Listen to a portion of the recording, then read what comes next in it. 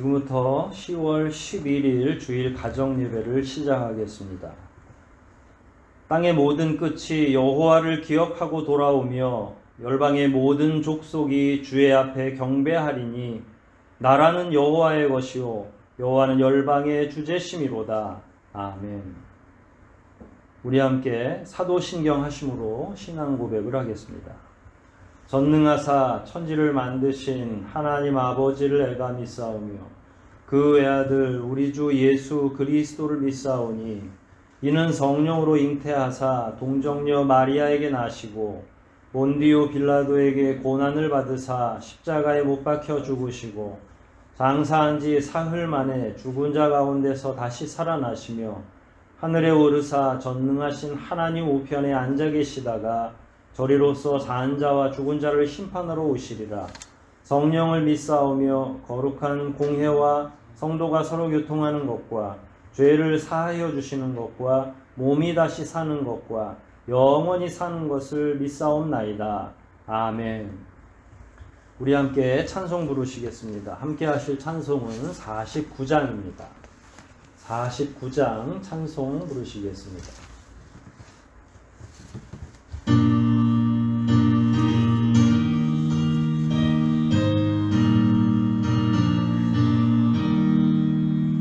참 즐거운 노래를 높이 불러서 이 세상 사는 동안 주 찬양하겠네. 축복의 산에 올라 멀리 바라보니 나 건너갈 요단강 뚜렷이 보이네. 참 아름다운 노래 다 함께 부르세. 하늘의 기쁨 주신 주 찬양하여라. 참 아름다운 노래 함께 부르세. 하늘의 기쁨 주신 주 찬양하여라.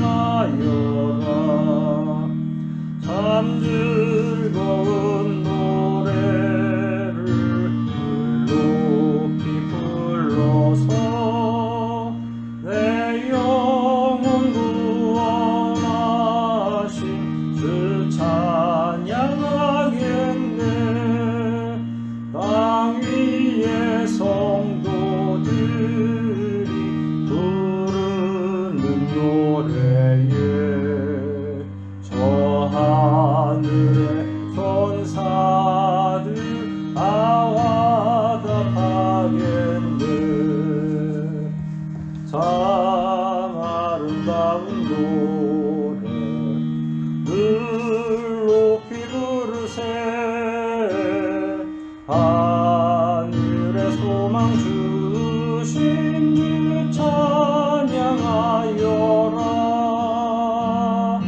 참 아름다운 노래 다 함께 부르세.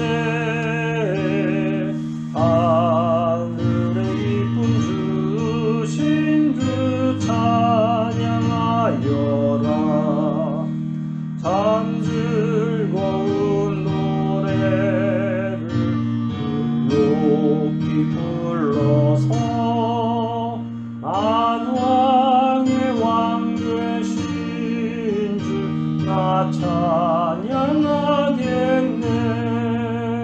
거룩한 하늘 노래 들려올 그때에 참 그립던 주님을 한가히 대하리.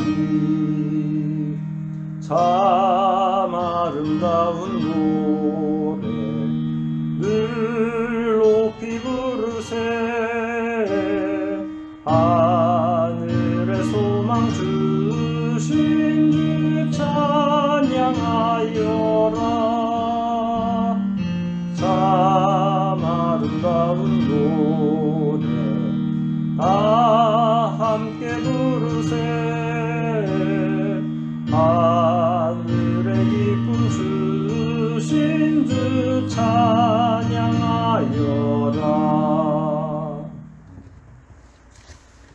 함께 이 시간 성시 교독하겠습니다. 함께 교독할 말씀은 시편 114편 말씀입니다. 114편 말씀 함께 교독하겠습니다. 이스라엘이 애굽에서 나오며 야곱의 집이 방언 다른 민족에게서 나올 때에 유다는 여호와의 성소가 되고 이스라엘은 그의 영토가 되었도다. 바다는 이를 보고 도망하며 요단은 물러갔으며 산들은 수량같이 뛰으며 작은 산들은 어린 양같이 뛰어도다. 바다야 내가 도망하면 어찌 미며 요단아 내가 물러가면 어찌 민고 너희 산들아 수량같이 뛰놀며 작은 산들아 어린 양같이 뛰놀면 어찌 민고. 땅이여 너는 주 앞 곧 야곱의 하나님 앞에서 떨지어다. 저가 반석을 변하여 못이 되게 하시며 사돌로 샘물이 되게 하셨도다. 아멘. 이 시간 우리 함께 지나간 한 주를 생각하시면서 회개의 기도를, 새로운 한 주를 기대하는 마음으로 간구의 기도 다 함께 드리시겠습니다.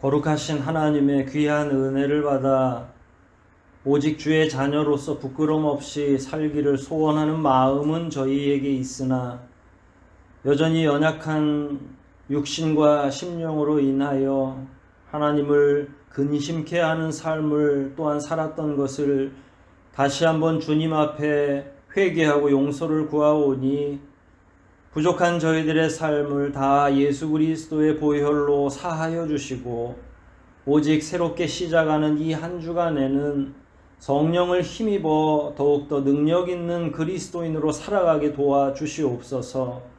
저희들은 홀로 살아갈 때에 힘이 없지만 오직 성삼위 하나님께서 함께 하실 때에 우리의 삶이 능력 있고 힘이 있어지는 것을 믿사와 다시 한번 간구하오니 저희들에게 힘과 능력과 지혜와 명철을 공급하여 주시고 꼭 다시 만나는 시간에는 더욱더 건강하고 강건한 그리스도인으로 만날 수 있도록 귀한 은혜로 덧입혀 주시옵소서. 모든 것 주님께 의탁하오며 우리를 구속하신 예수 그리스도 이름 받들어 감사하며 기도하옵나이다. 아멘. 함께 찬송 부르시겠습니다. 함께 하실 찬송은 333장입니다. 333장 함께 찬송하시겠습니다.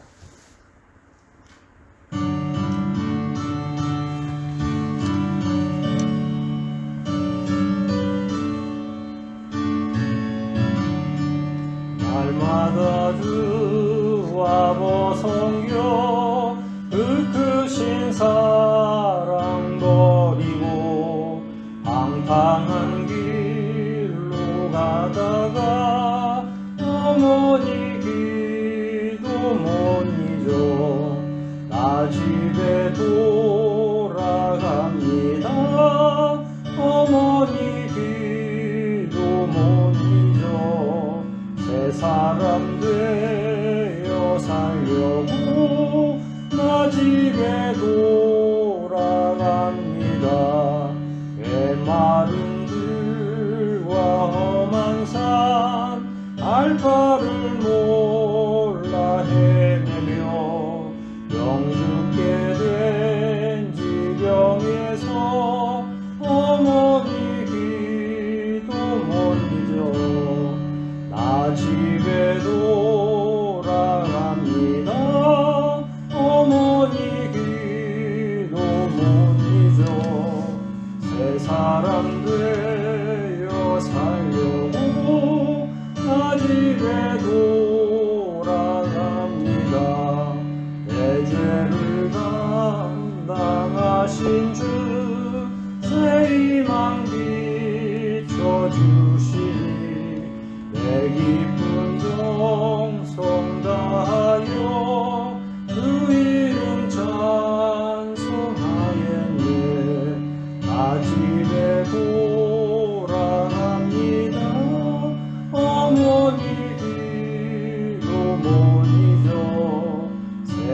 사람 되어 살려고 나 집에 돌아갑니다.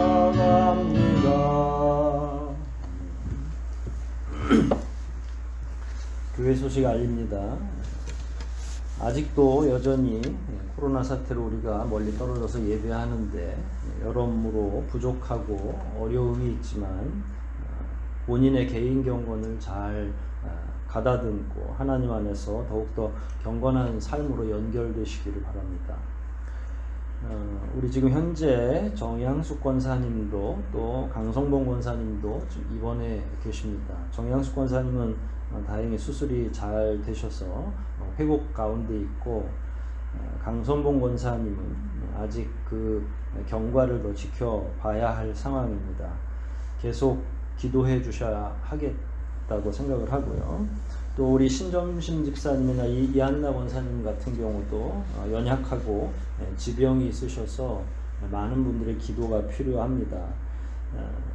연세 있으시고 지병 있으신 분들을 위해서 계속 교우들이 더욱더 적극적으로 힘있게 기도해 주시기를 바랍니다. 예배 순서지 제일 하단에 보면 함께 기도할 내용들이 있습니다. 이 가운데 여러분들이 현재 우리 상황뿐만 아니라 방금 말씀드렸던 질환을 가지고 계신 분들, 특별히 또 해외에 나가서 선교 활동하고 계시는 분들 위해서 우리보다 더 연약한 분들이 많이 있는 것을 기억하시고 꼭 그분들에게 힘을 주시기를 위해서 기도해 주시기를 바랍니다. 이번 주 돌아오는 주 교회 청소가 또한 순서지 밑에 기록되어 있습니다. 해당되시는 분들은 지하 청소하실 때에 그렇게 다른 뒷자루질이나 걸레질은 더 이상 하실 필요가 없을 것 같아요. 다만 환기를 좀 적극적으로 시켜주시고 돌아가시면 좋겠습니다. 이 시간 우리 준비하신 헌상 주님 앞에 올려놓겠습니다.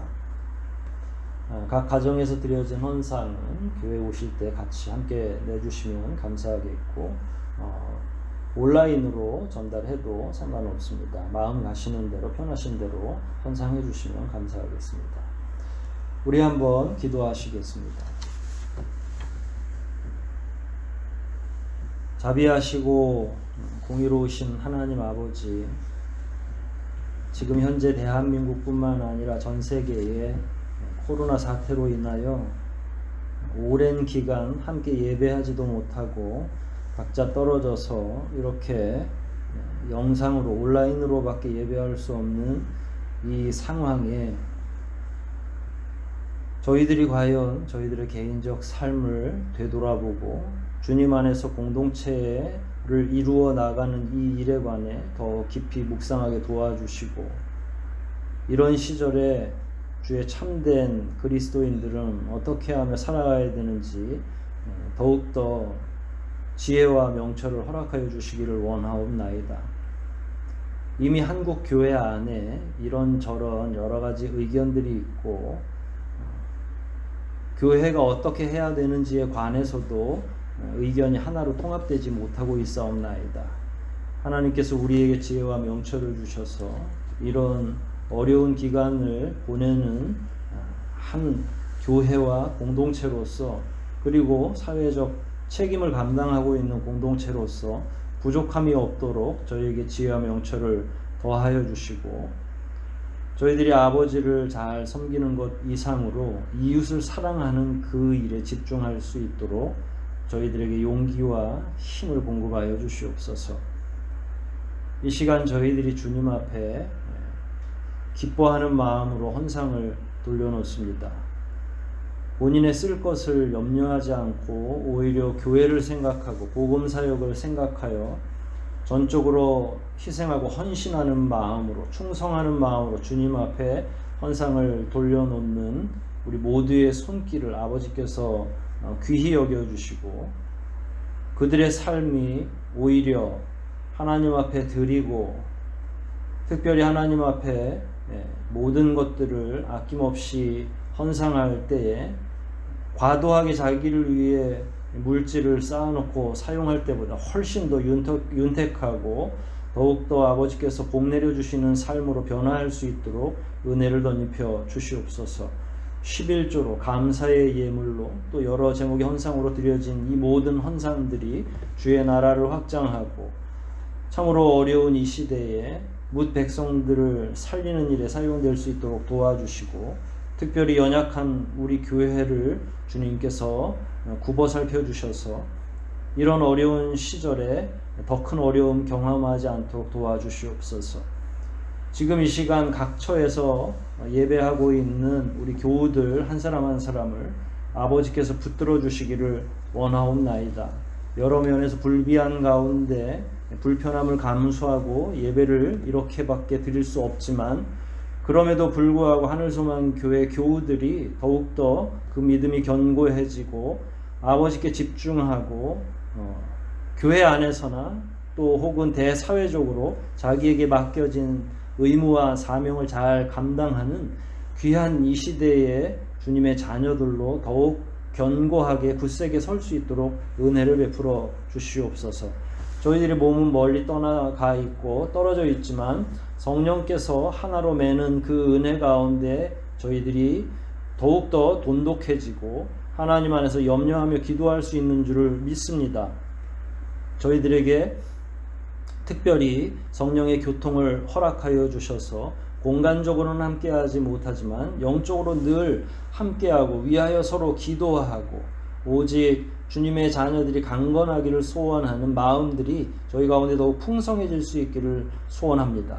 이 시간도 저희들이 말씀을 통해 그와 같은 하나됨의 은혜를 저희들이 깨닫기를 원하오니 이 시간도 함께하여 주시고 말씀 가운데 숨겨져 있는 내용들을 잘 기억하고 깨달아 우리의 삶이 변하고 우리의 생각이 잘 변화되어 주님께서 원하시는 대로 거룩한 그리스도인으로 살아낼 수 있도록 귀한 능력을 이 시간도 함께하여 주시옵소서. 오직 시종을 주님께 의탁하오며 우리 구주 예수 그리스도 이름 받들어 감사하며 기도하옵나이다. 아멘.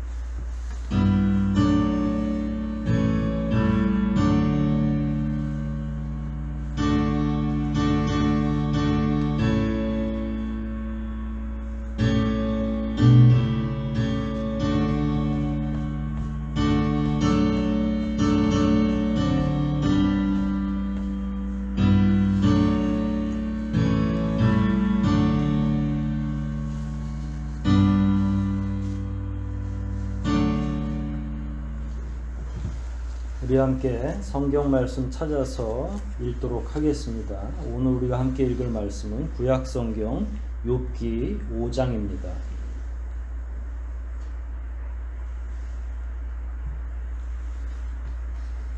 욥기 5장 18절과 19절 말씀 찾아서 함께 읽겠습니다.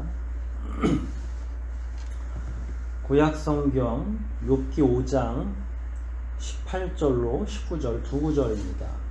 중간에 있기는 하지만 우리 이 두 구절을 읽고 오늘 말씀을 살피도록 하겠습니다.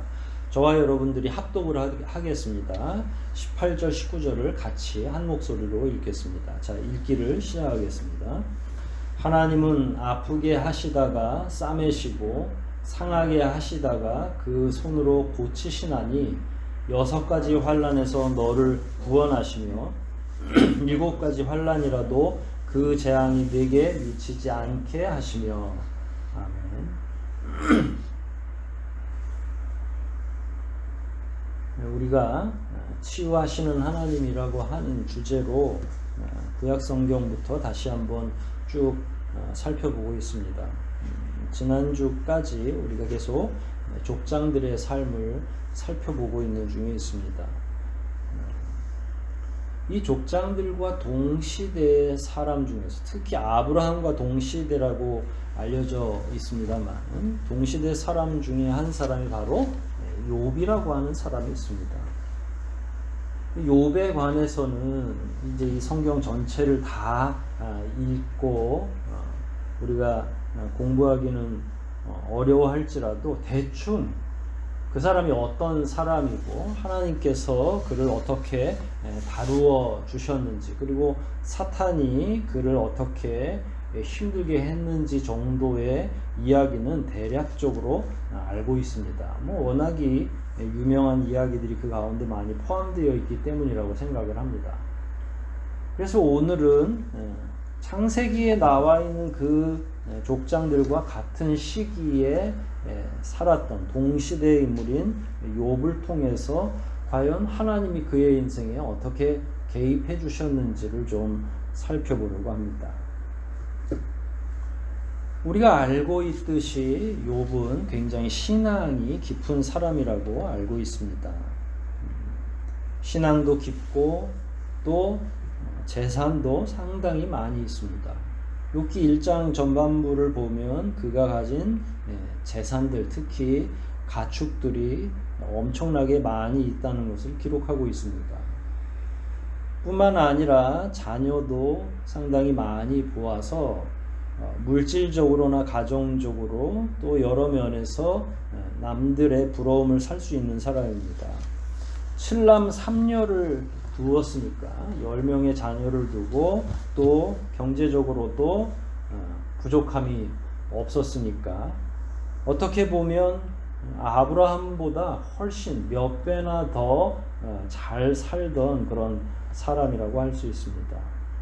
욥이 언제 어떻게 하나님의 부르심을 받았는지는 모르겠지만 욥기는 그가 신앙이 있는 사람으로서 시작이 됩니다.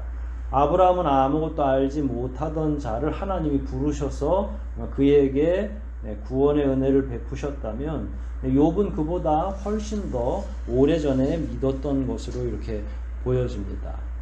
욥에 대해서 자세한 설명은 1장 전체를 좀 살펴보면 두루두루 살펴볼 수가 있고 이후에 나온 그의 언행과 관련해서도 공부를 잘 해보면 그가 어떤 인격체인지를 잘 알 수 있으리라 생각을 합니다.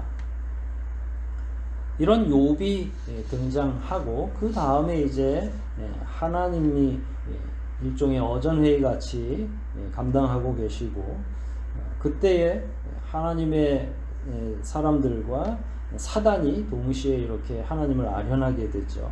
사단이 두루 세상을 살피고 여기저기 뭔가 하나님의 일을 회방할 게 없나 하고 아마 다니고 있었으리라 생각을 합니다.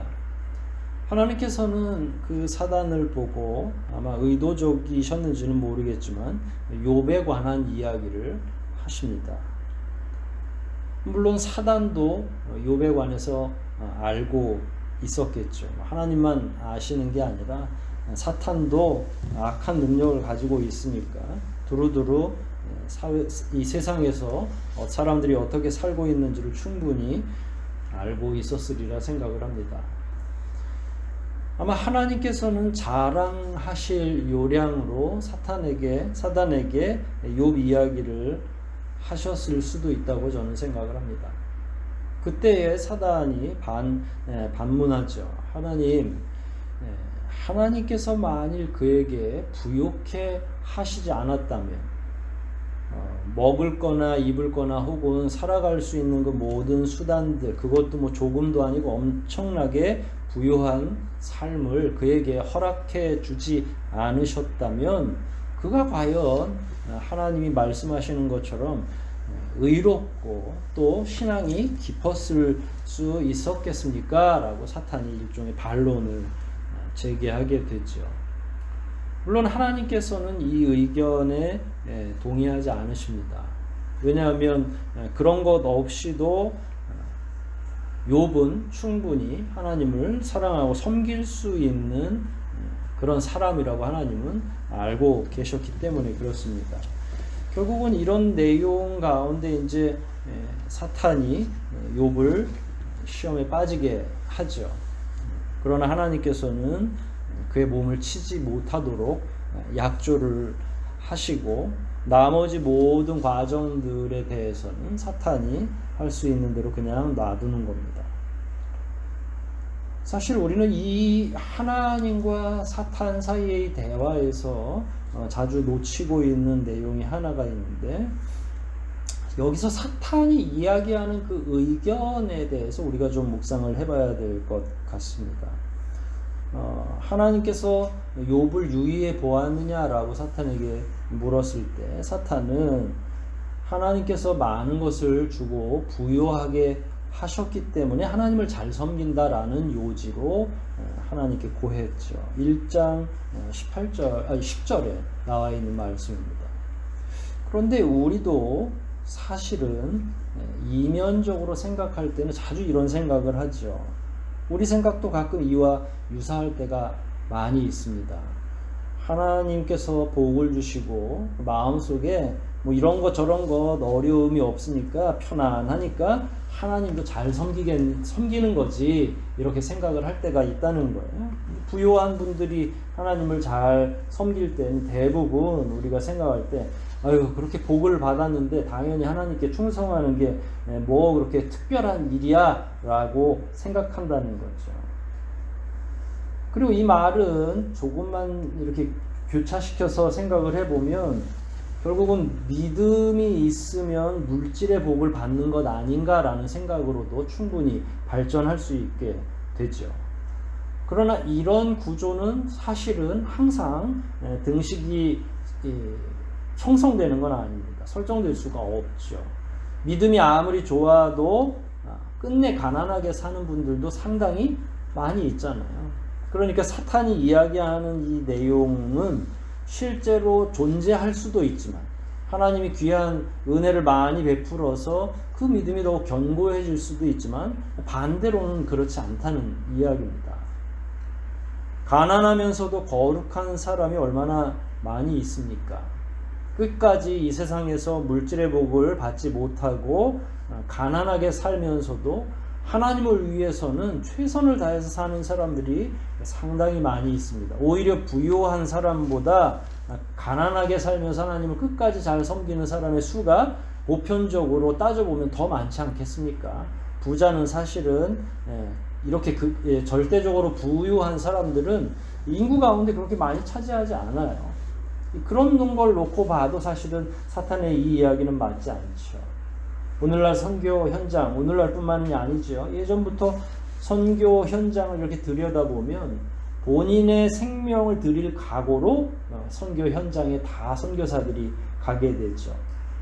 그런데 이분들은 그 어떤 분들보다 하나님 안에서 상당한 믿음을 가지고 있다고 저는 생각을 하는데 한편 그분들에게 그러면 하나님이 엄청난 부요함을 주셔야 되겠죠. 믿음이 좋으니까 말이에요. 원래 그 도식대로라면. 그러나 사실 선교사 가운데 어떤 선교사가 호의호식을 하겠습니까? 되짚어보면 이 세상에서 제일 형편없는 인생을 살아가고 있다고 해도 과언이 아니겠죠. 그럼 반대로 보면 그렇게 형편없이 사는 건 그러면 하나님께 복을 받지 못한 것이냐? 그렇지 않다는 이야기입니다.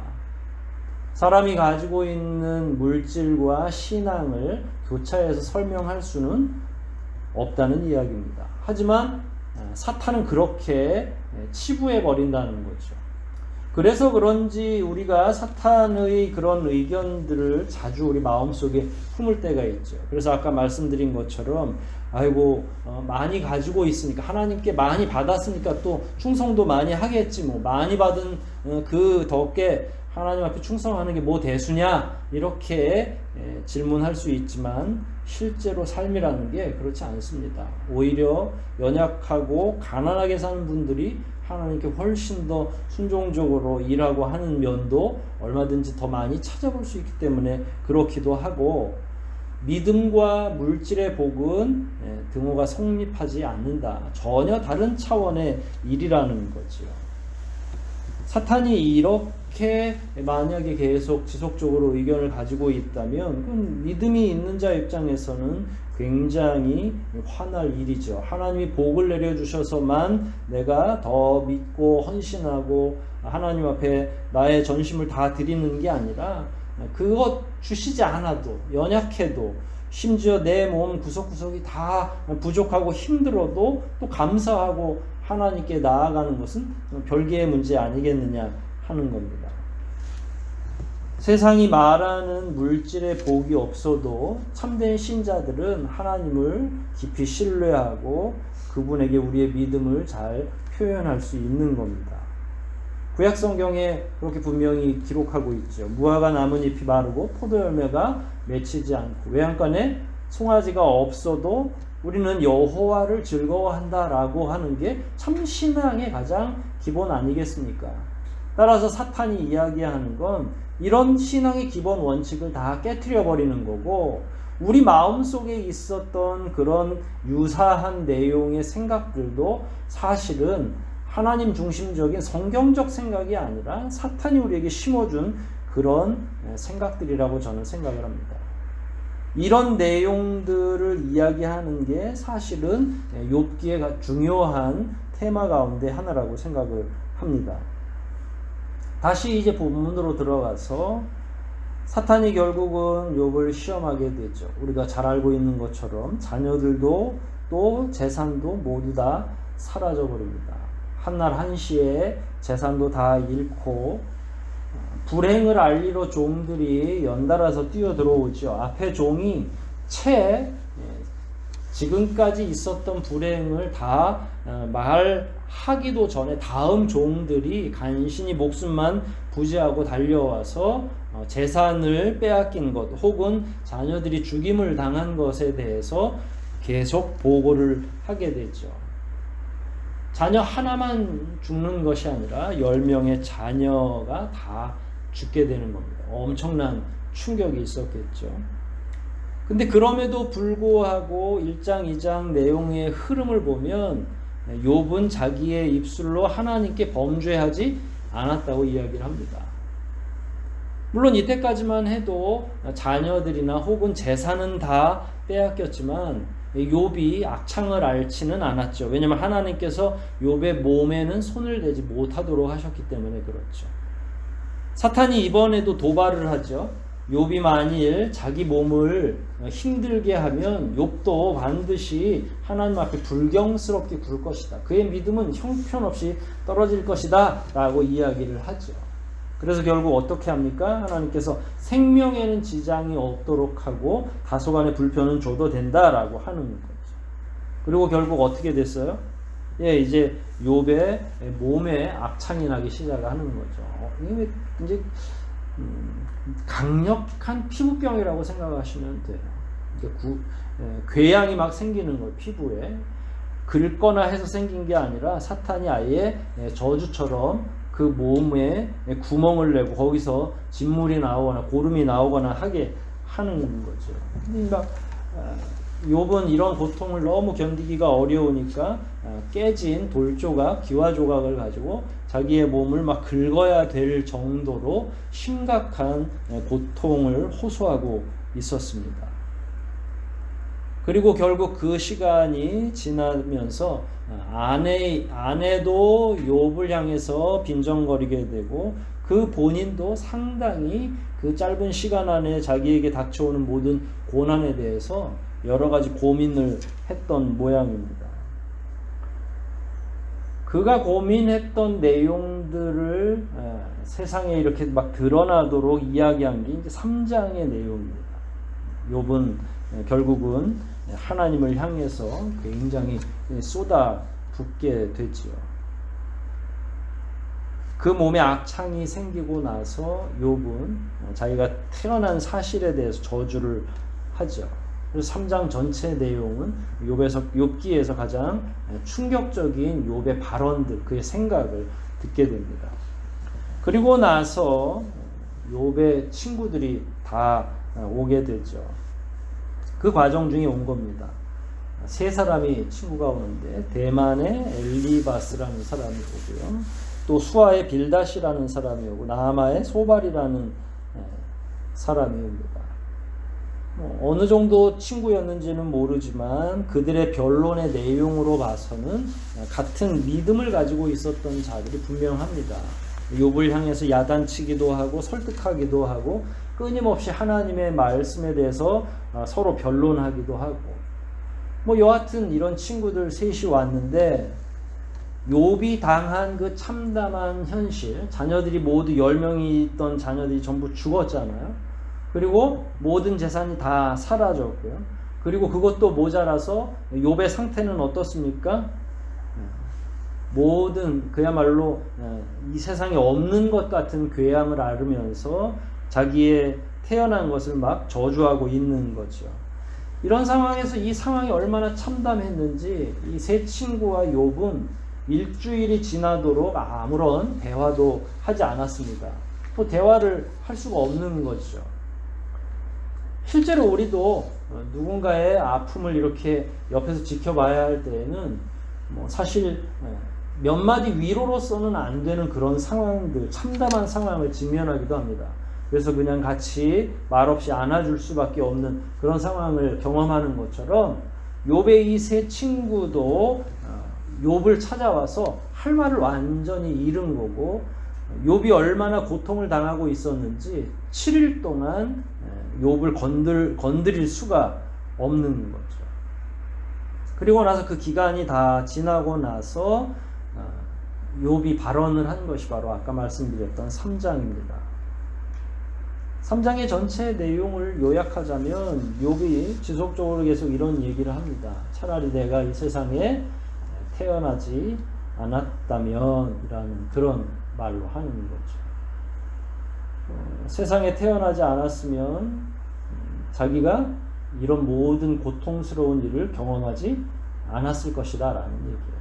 자식을 먼저 보내는 고통이 얼마나 큰지 사실 욥의 이런 내용, 이런 자기 고백적인 이야기는 충분히 이해할 수 있는 일이라고 생각을 합니다.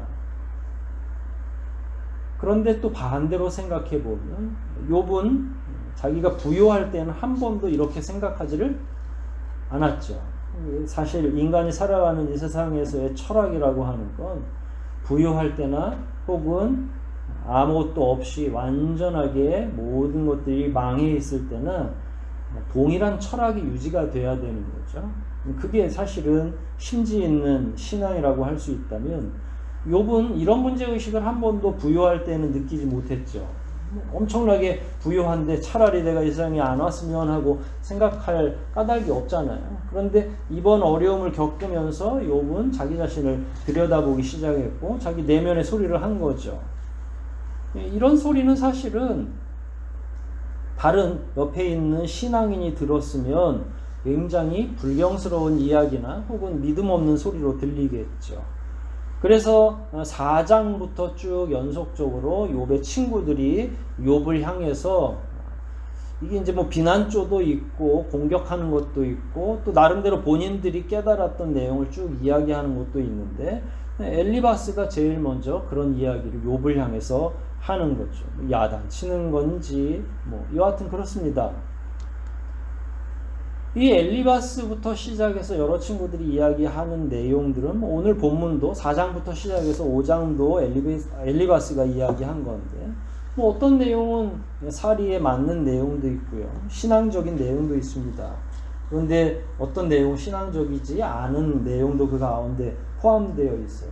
왜 그러냐면 이때까지만 해도 하나님을 어떻게 섬겨야 되는지 또 하나님과 어떻게 관계를 맺어야 되는지에 대한 신학적인 어떤 기준이나 책이 있었던 게 아니잖아요. 그러니까 하나님이 그들과 개인적으로 맺어주시는 그 교제 안에서 추측하고 생각할 뿐이니까 결국은 세 친구는 저마다 본인들이 하나님에 대해서 혹은 하나님과 교제하는 거에 대해서 다른 경험, 다른 생각을 가지고 있다는 거예요.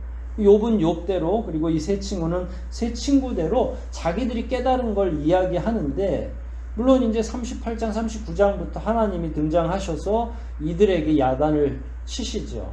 아무리 이 사람들이 똑똑하게 변론을 해도 결국은 하나님이 하신 일을 예측하거나 하나님이 하셨던 과거의 창조 역사에 대해서는 전혀 알 수 없는 사람들이 마치 자기들이 모든 걸 다 알고 있는 것처럼 이야기하는 게 가당치도 않았다는 겁니다. 여하튼 이런 상황 속에서 오늘 본문 말씀이 등장한 거고요. 사실은 엘리바스의 이 말은 틀린 이야기는 아니죠. 오늘 본문을 다시 보면 18절 19절입니다. 5장에 하나님은 아프게 하시다가 싸매시고 상하게 하시다가 그 손으로 고치신다. 6가지 환난에서 구원하시고 7가지 환난에서도 그 재앙이 내게 미치지 않게 해주신다. 당연히 믿는 자에게 하나님이 보호해 주시고 위로해 주시고 지켜주시는 건 맞는 얘기죠. 여기서 알 수 있는 일은 생사화복을 누가 주장한다는 겁니까? 하나님이 주장하신다는 겁니다. 그리고 이 세상은 하나님의 영향력 아래서 돌게 되어 있습니다. 하나님의 경륜 안에서 이 세상이 흘러가고 있다는 거죠. 인간 세상에 있는 모든 생사화복이 하나님의 영향력 아래 있다라고 하는 그 전제가 방금 전에 우리가 본문으로 읽었던 엘리바스의 이야기 가운데도 포함되어 있는 거죠. 근데 이 하나님의 경륜을 우리가 이해하기가 쉽지는 않겠죠. 근데 욥이 당한 것만 그냥 놓고 봐도 그건 역시도 하나님의 큰 구원의 뜻 안에서 이루어진 일이잖아요. 물론 사탄이 그에게 행한 것이긴 하지만 하나님이 지켜보고 계시는 겁니다. 사탄이 하나님을 능가할 수는 없잖아요. 그리고 하나님께서는 분명 욥의 생명은 지장 없게 명확하게 그 일종의 가이드라인을 딱 제시해 놓으신 거고요. 지금 하나님께서는 욥의 믿음, 욥이 가지고 있는 신앙의 그 밑바닥까지 한번 보시기를 원하셨던 거고 사탄이 그 일을 진행하고 있는 중입니다. 그러나 욥은 이런 내용을 알아요? 몰라요?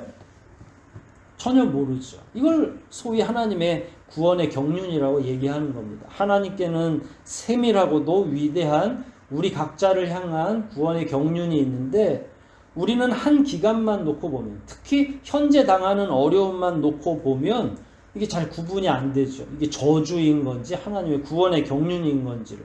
사람들은 본인이 나쁜 경험을 하게 되면 그건 전부 다 저주받은 거라고 생각하는데 지금 욥이 당하는 건 저주받는 게 아니라 하나님께서 사탄을 통해서 욥의 믿음을 보기를 원하고 계시는 거고 확증되기를 원하고 계시는 거잖아요.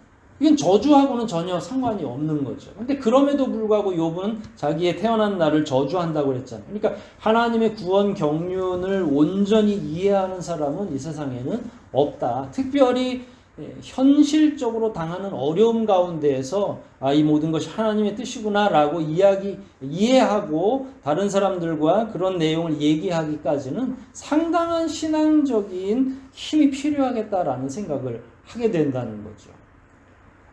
욥은 그 당대에 굉장한 의인이라고 칭해졌음에도 불구하고 지금 여러 가지 환난과 고난 가운데서 자기의 믿음의 밑바닥을 보여주고 있는 거죠. 우리 역시도 비슷하다고 생각을 합니다. 현재 욥이 당하고 있는 건 질병뿐만 아니라 자녀들의 생명까지 다 빼앗겨 버렸다는 거죠. 사실은 본인이 악창을 당하는 고통도 그렇지만 자녀들이 욥의 곁을 떠난다는 건 육신적인 고통을 넘어서는 영적인 고통이 그 가운데 있는 겁니다. 이게 마음의 상처라고 오늘날 흔히 이야기하는 경우가 있습니다. 일반적으로 우리가 이 세상 살아가면서 외상을 겪는 경우가 있죠. 잠깐 한눈을 파는 사이에 넘어져서 다리가 다친다든지 어디 살짝 긁힌다든지 뭐 어린 친구들 같은 경우는 연필을 깎다가 옛날 같으면 손을 베는 거죠. 지금은 뭐 연필 깎기 기계가 있고 연필을 잘 사용하지도 않겠지만 뭐 그런 경우가 있죠. 그런데 그게 마음의 상처까지 되지는 않아요. 왜냐면 그 외상은 흉터는 남지만 나중에 그 영혼이 막 찌그러지거나 영혼이 울부짖거나 고통을 당하지는 않는다는 거예요. 누가 넘어져서 무릎이 깨졌는데 그걸 가지고 막 하나님을 향해서 저주를 하거나 내지는 자기의 막 삶의 밑바닥까지 다 드러내진 않습니다. 그건 소위 말해서 빨간 약 몇 번 발라주면 나을 상처기 때문에 그런 거죠. 그런 상황으로는 우리의 심령을 잠식하지를 않는 겁니다. 하지만 좀 큰 외상, 그리고 그 외상과 함께 사연이 곁들여지기 시작하면 치료 과정도 좀 복잡해지고 이런 거는 기억에 좀 더 오래도록 남아있기 마련이죠. 이제 기억에 오래도록 남아있는다는 건 자칫 마음의 상처가 될 수 있다는 거예요. 다치긴 다쳤는데 누가 일부러 나를 밀어서 넘어졌다든지 하면 나를 밀어버린 사람을 굉장히 미워할 수도 있겠죠. 이게 이제 마음까지 침투하는 거예요. 처음에는 단순한 외상이지만 내 기억까지 잠시 갈 수 있고, 근데 여기서 더 나아가면 어디까지 다 사로잡습니까? 영혼까지 사로잡는 거죠. 자, 어떤 상처가 우리의 영혼을 파괴하고 사로잡을 수 있을까요? 욥 같은 경험이죠. 욥처럼 자기 자녀가 먼저 죽는 것입니다.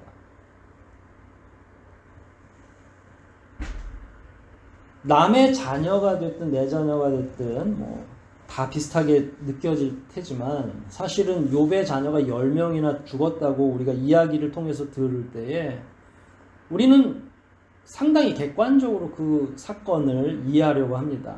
신앙적으로 이해하려고 하죠. 어떻게 이해하냐면 사람의 생명은 다 하나님이 좌우하시는 거야. 하나님이 또 구원 경륜으로 욥에게 더 크게 역사하시겠지. 10명의 자녀가 한날 한시에 죽은 것이 너무 고통스럽고 놀랄만한 일이긴 하지만 그게 읽는 독자들로 하여금 막 영혼에 사무치고 여러분들이 막 그것 때문에 식음을 전폐하고 하진 않잖아요.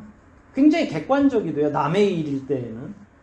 아이고 죽고 사는 거는 다 정해져 있는 이치지. 그래서 뉴스에서 흉악범을 봐도 내 문제가 아닌 이상 너무 끔찍한 경우가 아니라면 객관화되어 있는 거죠.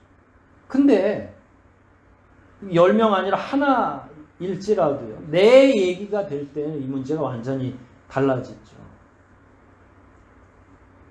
저희 작은 고모에게 아들이 하나 있었는데 3녀 뒤에 딸 셋 낳고 막내를 아들을 낳았는데 그 아들이 초등학교 4학년 때 죽었어요. 고모님도 이 권사님이셨고 40의 권사가 됐어요. 나름 믿음이 있다고 하시고 하는데 남의 이야기일 때는 사람의 생명은 하나님이 좌우한다라고 하는 큰 원칙을 이해했죠. 죽고 사는 건 정해진 이치인데 그랬겠지 하고 하지만 이게 내 자식이 죽었을 때는 남 얘기가 아니잖아요. 마음이 무너지는 거고 작은 상처가 아니에요. 시간이 지난다고 해결될 문제가 아니잖아요. 형용할 수 없는 고통이 그 심령, 그 영혼의 구석구석까지 들어가는 거죠. 손을 베거나 잠깐 잘못 한눈을 판 사이에 넘어져서 외상을 입는 거하고는 차원이 다르죠.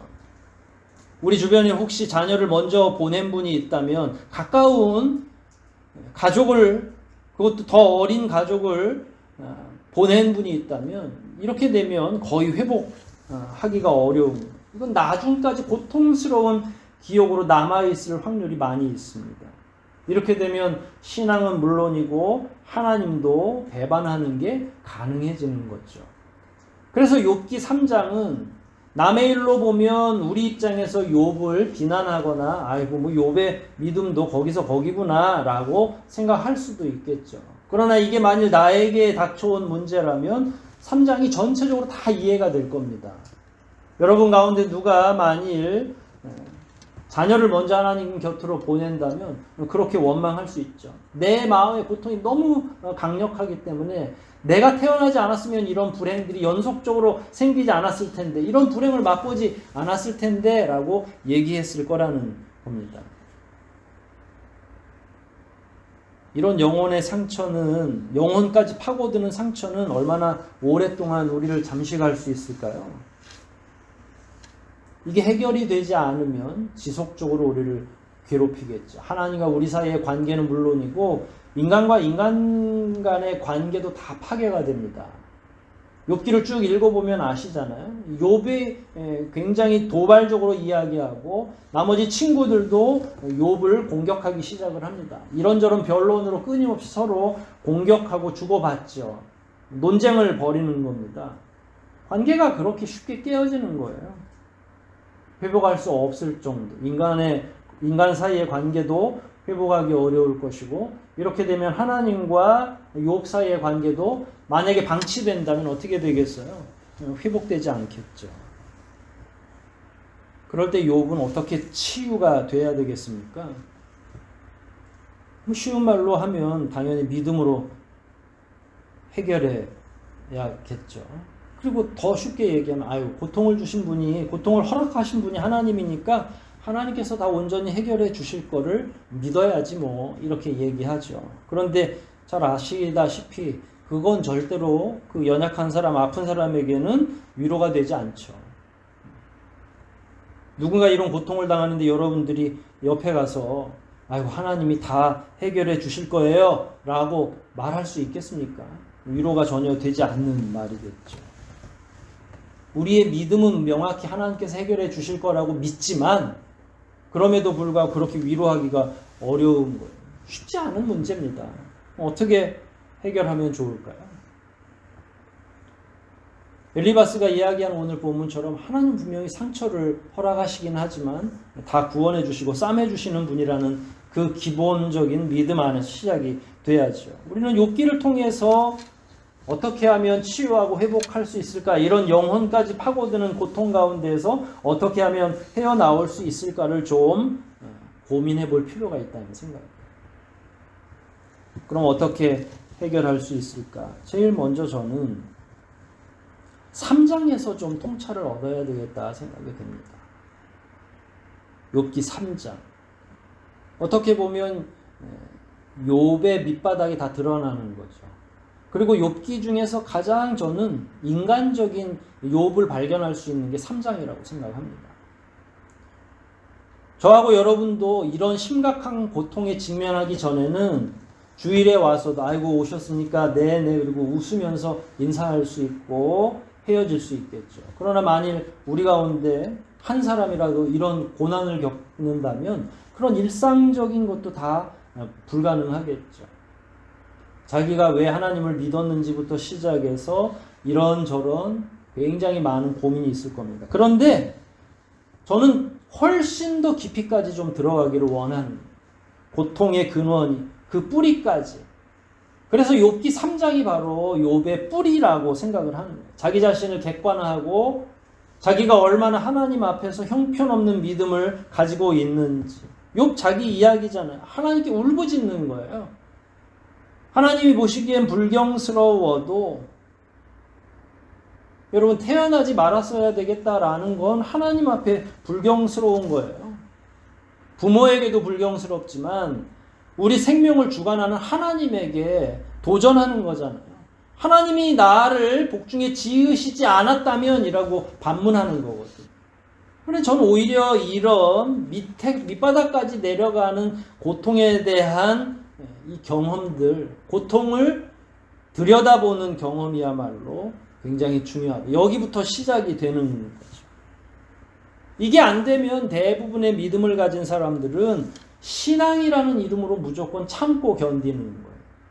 그래서 큰 어려움과 환란이 있는 사람들을 목회자가 신방을 해서 하는 말이 뭐냐면 잘 견디세요. 이 어려움을 잘 견뎌야 됩니다. 믿음으로 견디십시오 라고 하는데 이건 견딜 문제가 아니라 더 밑바닥으로 자기 자신을 들여다봐야 될 부분이라는 거죠.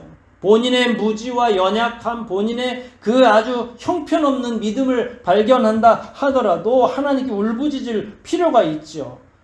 신앙이라는 이름으로 억지로 인내하는 게 아니라 차라리 하나님께 소리를 치더라도 자기 신앙의 한계, 인내의 한계를 드러내 볼 필요가 있다는 거예요. 욥은 자신의 밑바닥을 보였던 자기 스스로가 발견하는 거죠. 사실 본인은 어떤 깨달음을 가지고 있지 않다 하더라도 친구들과 말하는 사이에 자기의 내면에 있는 분노를 막 표출해 내기 시작을 한 거죠. 이렇게 자기 생각과 영혼의 밑바닥을 보여야만 하나님이 야단을 치시든 혹은 위로를 하시든 시작을 하실 수 있다는 거예요. 그저 신앙이라는 이름으로 참는 것만이 능사가 아니라 또 하나는 회복되기 위한 하나의 과정 중에 또 중요한 하나는 이렇게 고통의 밑바닥을 들여다보는 행위 그리고 객관화시키는 행위, 뭐 주관적이라도 상관없습니다. 이런 일련의 행위들이 빠를수록 좋다는 거예요. 어떤 사건으로부터 빨리빨리 자기 자신을 들여다봐야 되는데 5년, 10년 뒤에 들여다보면 어떤 문제가 생기냐면 방금 전에 말씀드린 것처럼 신앙으로 견뎌야 됩니다 라고 이야기해서 억지로 견뎠는데 나중에 보니까 이게 신앙으로 견딘 게 아니라 내면적으로 하나님께 여전히 계속 다른 질문들이 있었던 걸 그냥 억누르고 있는 거예요. 아무것도 해결되지 않은 거죠.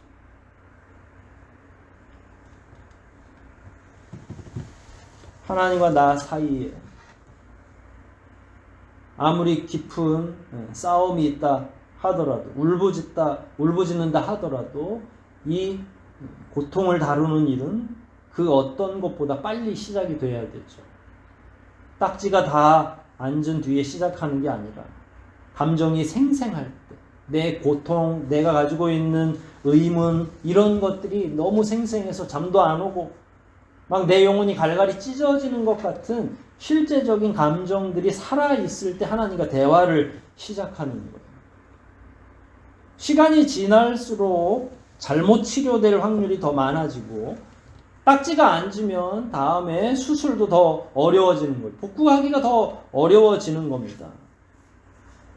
현재 분노도, 그리고 잘못된 감정이라 할지라도 우리가 가지고 있는 그 모든 내용들, 심지어 하나님을 원망하거나 하나님께 막 끊임없이 계속 쏟아붓고 싶은, 하나님 왜 저만 이렇습니까? 하나님 왜 나에게 이렇게 하십니까? 라고 우리는 그분의 경륜을 모르니까 그렇게 질문한다 하더라도 하나님과 대면할 필요가 있는 거죠.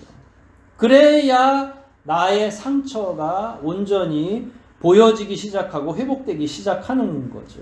그리고 심지어 감춰두었던 내 본심, 신앙으로 이기라고 해서 신앙으로 그냥 견디기만 한 건데 본심으로는 의구심이 있잖아요. 왜 하나님은 나에게 그러셨을까? 우리 가정에 왜 이런 고통을 주셨을까? 이걸 하나님께 물어봐야죠. 억누르고 참는 게 아니라. 그래서 가능하면 빠른 시간 안에 자기의 감정이 생생할 때 하나님께 내어놓으면 결국은 하나님이 다 질문에 대답을 해주시는 거죠. 이런 어리석은 이야기들이 다 지나고 하나님이 욥과 그 친구들에게 말씀을 하십니다.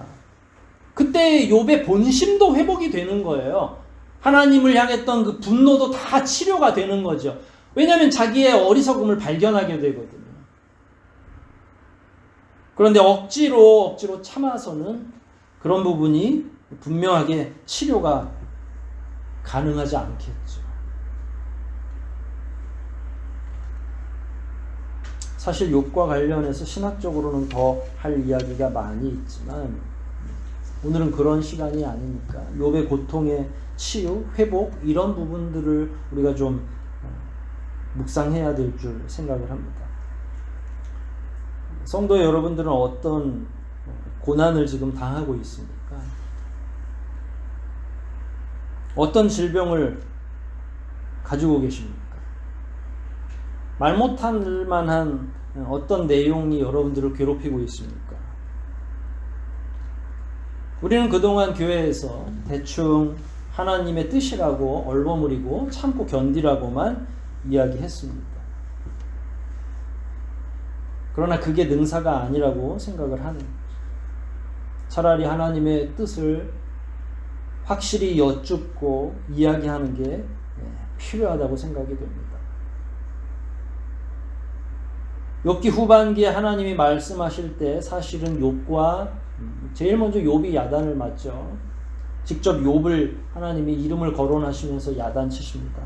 하지만 욥처럼 야단을 맞는다 할지라도 하나님의 명확한 대답을 들을 수만 있다면 우리는 하나님의 대답을 들었기 때문에 수긍할 수 있는 거예요. 뜻도 의미도 알 수 없이 그냥 무한정 참고 인내하는 것이 신앙이 아니라 오히려 우리의 연약함, 우리의 그 인간적인 비좁은 것, 이런 것들을 하나님께 직접 보여드리고 내가 얼마나 형편없는지, 내가 어떤 존재인지를 하나님께 말하는 거예요. 하나님께 여쭙는 건 불신앙이 아닙니다. 알지 못하기 때문에 여쭙는 거예요. 하나님 왜 나에게 이런 일이 벌어지나요? 하나님 왜 나만 이런가요? 라고 하는 건 대드는 것도 아니고 불신앙도 아니죠. 그거 질문이에요. 그런 질문을 내가 가지고 있는 어려운 형편, 상처들, 내가 가지고 있는 고통의 이 근원 밑바닥까지 다 내려가서 하나님께 여쭙는 거. 그래야 거기서 회복이 시작되고 치유가 시작된다는 이야기입니다. 그래서 그냥 우리가 경험하고 있는 다양한 의문거리를 하나님께 정직하게 묻고 대답하는 그런 대화가 시작되어야 하는 거죠. 그럴 때 엘리바스가 이야기한 것처럼 고난도 주시지만 하나님께서 싸매 주시고 고쳐 주신다는 이야기입니다. 하나님은 아무리 어리석은 질문이라 할지라도 언제나 성실하게 대답해 주시는 거죠. 저는 우리 청년들이 가끔 엉뚱한 질문을 하면 핀잔을 주지만 우리 하나님은 그렇지 않아요. 하나님께서는 아무리 어린 아이들이 하나님께 질문을 하고 하나님의 수준에 안 맞는 질문일 수도 있겠죠. 그럼에도 불구하고 하나님은 세심하게 세밀하게 그런 형편없어 보이는 질문에도 대답을 해주시는 분이죠. 그래야 성장하고 그래야 견고해지고 그래야 회복되기 때문에 이 방법은 하나님의 방법이라고 저는 생각을 합니다. 욥의 마지막은 어땠습니까? 욥이 그렇게 고통을 경험하고 하나님과 끊임없이 쟁론하면서 얻게 된 경험은 뭐죠? 결국 욥은 하나님한테 야단을 맞고 본인의 신앙이 얼마나 천박한 신앙이었는지를 고백하는 거죠. 그리고 나서 회개합니다. 친구들에게도 회개를 권유하고 친구들의 죄까지도 다 회개합니다. 그 회개와 회복 이후에 하나님이 그에게 가축은 배나 더 주시고 자녀들은 다시 칠남삼녀를 주시죠. 140년을 그 후로도 더 살면서 4대를 보고 하나님께 갔다고 해요. 증손자, 더 후손들까지도 보고 갔다는 거죠. 저는 이런 결과가 우리에게도 동일하게 있을 수 있다고 생각을 합니다. 그러나 어그러지고 찌그러져 있는 우리의 형편으로는 불가능할 수도 있죠. 상처 가지고는 불가능한 겁니다. 하나님 앞에서 온전히 모두가 회복되어야만, 이 회복은 회개를 먼저 동반하거든요. 우리가 가지고 있는 잘못되어 있는 질문들도 하나님은 성실하게 대답해 주실 것인데, 그 잘못되어 있는 질문이 방치될 경우에 오히려 시험 들기가 쉽고, 오히려 하나님이 주시는 대답이 아니라 인간의 내면에서 나오는 대답으로 대충 메꿀 수밖에 없는 거죠.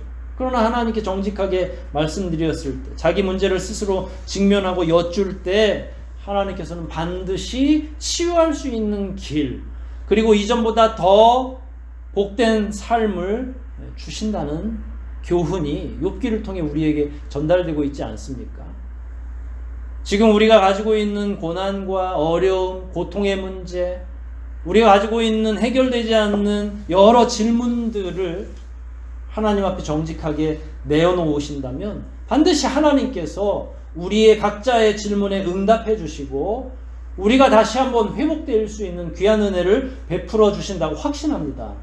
모쪼록 저와 여러분이 하나님 앞에서 더욱더 겸손히 무릎 꿇고 자기의 밑바닥까지 다 드러내 보이면서 나아가기만 한다면 하나님께서 반드시 저와 여러분들을 새롭게 만드시리라 확신합니다. 그런 은혜가 저와 여러분 가운데 함께 하시기를 주의 이름으로 축원드립니다. 우리 말씀 생각하면서 한번 기도하시겠습니다.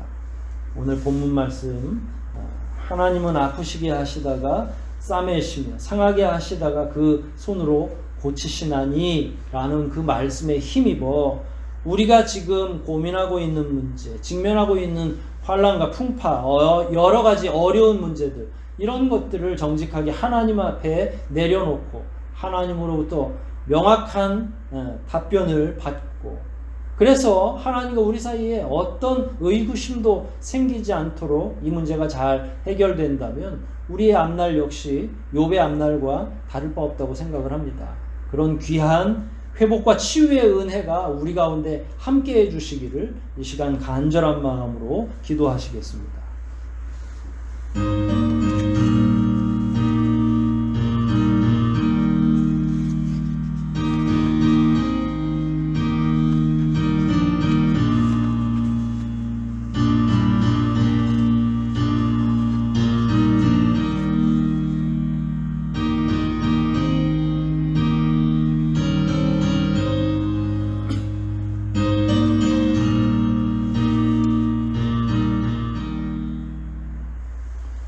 하나님 아버지,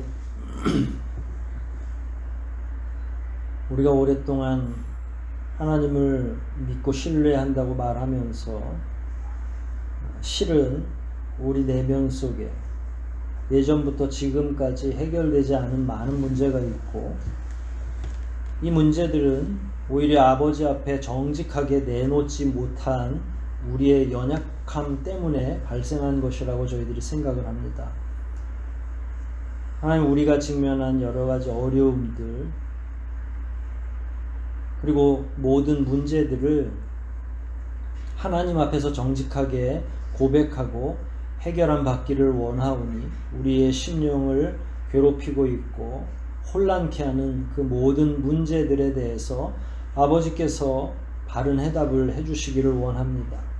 지금이라도 저희들이 경험하고 있는 여러 가지 어려움의 본질에 대해서 더욱더 정직하게 아버지 앞에 아뢰을 때에 어린 아이에게도 늘 성실하게 대답해 주시는 아버지의 그 성품대로 저희들을 다루어 주시고, 저희들이 경험하고 있는 여러 가지 문제들에 대한 이해를 도모해 주시고, 잘 알 수 없는 구원의 경륜을 잘 깨달아 정말로 신실한 믿음을 가진 그런 신자들로 저희들을 세워 주시옵소서. 오직 더욱더 경건하게 살기를 소원하는 주의 자녀들마다 아버지의 놀라운 역사하심으로 일깨워 주시고, 이제부터라도 더욱더 깊은 믿음 가운데에 큰 은혜와 복을 받아 누리게 하여 주시옵소서. 모든 것 주님께 의탁하오며 예수님의 이름으로 기도하옵나이다. 아멘. 우리 함께 찬송 부르시겠습니다. 함께 하실 찬송은 217장입니다. 217장 함께 찬송 부르시겠습니다.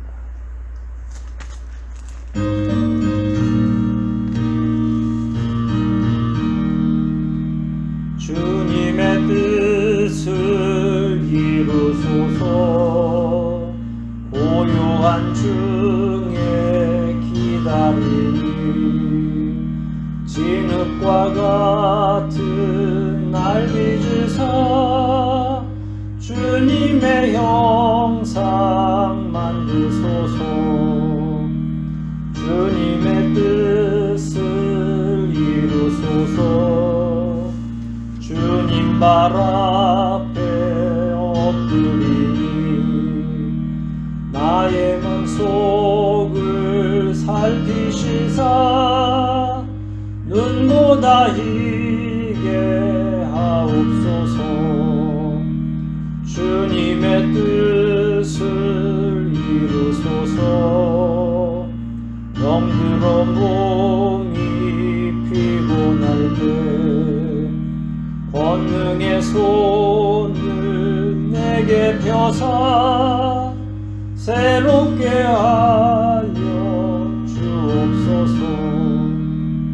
주님의 뜻을 이루소서. 온전히 나를 주장하사 주님과 함께 동거함을 만민이 알게 하옵소서. 아멘. 기도하시겠습니다. 구주 예수 그리스도의 은혜와 무한하신 하나님 아버지의 사랑과 교제케 하시는 성령님의 감화감동 교통하심이 자기 스스로의 연약함을 온전하게 깨닫고 풀리지 않는 여러 가지 질문들을 더욱더 정직하게 하나님과 대화를 통해 회복하고 치유되고 더욱 강건해지기를 소원하는 주의 사랑하는 모든 자녀들과 그 가정과 속하는 사업장과 이 교회와 그리고 하나님께서 특별히 사랑으로 말씀으로 세우신 이 나라와 이 민족 위에 지금부터 영원토록 함께 있어지이다. 아멘.